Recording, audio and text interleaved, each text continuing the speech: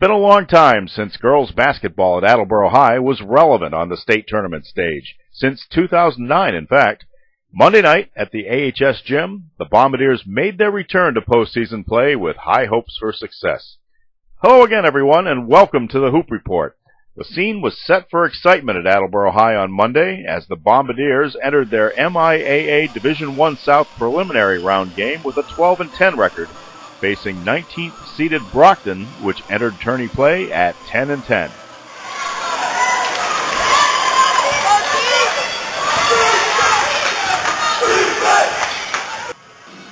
Although the Bombardiers had defeated two teams to whom the Boxers had lost during the regular season, they found out quickly that their opponents were determined to challenge them defensively, with particular attention to their guards at the point of attack.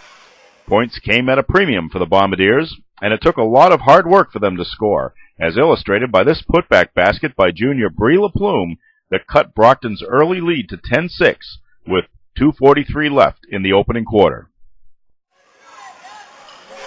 Attleboro scrapped and scuffled to fight off Brockton's intense defense, managing to keep the deficit around 9 points on plays like this recovery of a loose ball and pass from Kim Rooney to Beth Clifton along the baseline for a basket at the start of the second quarter.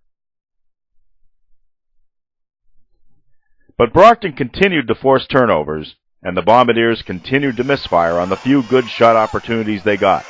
An 11-4 run by the Boxers over the last 2:22 of the first half put them in the driver's seat, leading by 16 points at halftime. It all unraveled in the third quarter. Rooney completed a traditional three-point play with 7:14 left, but the Bombardiers didn't score again until 35 seconds into the fourth quarter. Brockton's 15-point run to the buzzer created a 56-28 lead at the last stop and put the game away. LaPlume was immense for Attleboro on the boards, pulling down 6 of her game-high 11 rebounds in the second half. But the Bombardiers just couldn't put the ball in the basket or prevent Brockton from widening its lead as the minutes ticked away. The final score, Brockton 66, Attleboro 40. Certainly not the result that Attleboro coach Missy Traversi or her team expected.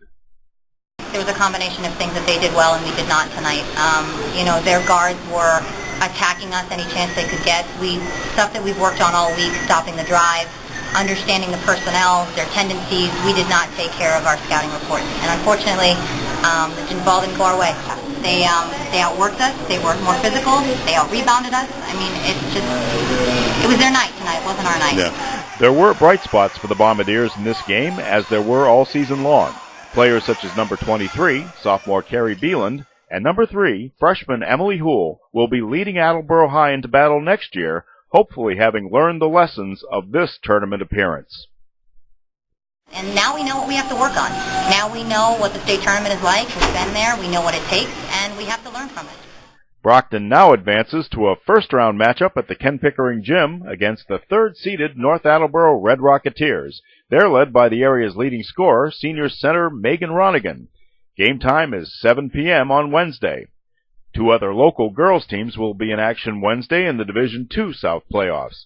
7th-seeded Bishop Feehan will play host to 10th-seed Walpole in a 5 o'clock start, the first game of a girls-boys tournament doubleheader at Feehan. In Foxborough, center Ashley Snyder and her 8th-seeded Foxborough Warriors will entertain 9th-seed Holliston of the Tri-Valley League, the game getting underway at 7. And on Thursday in the Division IV South playoffs, 11th-seeded Tri-County Regional High and their junior scoring threats, Megan Mulcahy and Kate Cornell, will travel to 6th-seed Westport for a resumption of their rivalry in the Mayflower League's large school division. That's also a 7 p.m. start. In the Division III South Boys playoffs Monday night, Foxborough was bumped from the tourney field in a hard-fought 41-38 loss to Norwell. Tim O'Halloran led the Warriors with 11 points. Foxborough finished the season 11-10.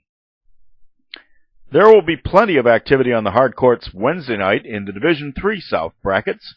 9th seed Dighton Rehoboth will visit number 8 Case High in Swansea, and 5th seed Norton will entertain 21st seed Canton of the Hockomock League. Both games have 7 o'clock starts. Matt Freeman's second-seeded Bishop Feehan boys will also be in action, taking on 18th seed Dover Sherborne at the Shamrocks Gym. The game is scheduled to start after the Walpole Bishop Fee girls game, sometime around 7:30. And on Thursday, top-seeded Mansfield will play its first game in the Division I South Sectional against the winner of Tuesday's preliminary between Newton South and West Roxbury. Game time, 7 p.m. As we close out this installment of the Hoop Report, let's take this opportunity to offer one last salute to the Attleboro High girls basketball team for a great season, one in which they hopefully put down the foundation for future success. I'm Mark Farinella of the Sun Chronicle, and I'll see you again soon.